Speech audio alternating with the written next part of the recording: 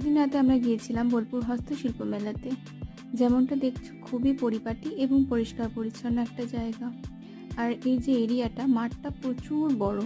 তো পশ্চিমবঙ্গে বিভিন্ন জেলার জিনিসপত্র এখানে স্টোর ছিল, এটা খুবই ভালো লাগছিল।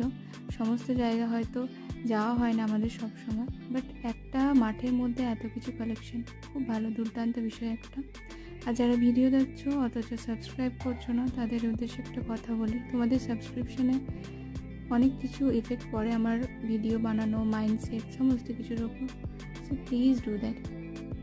আর এই যে স্টোরটায় দেখছো, এটা তোমার উত্তর 24 পরগনা থেকে তোমার বিভিন্ন জিনিস এসছে যেগুলো মেটালের তৈরি করা, যেটা ফ্রেমবন্দি।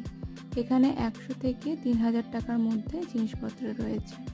তারপরে যে স্টোরটা, এখানেও অনেক কিছু হ্যান্ডমেড জিনিসপত্র ছিল। আমি কী কী কিনেছি সেটা দেখতে হলে পরের ভিডিওটা দেখতে হবে। Thank you.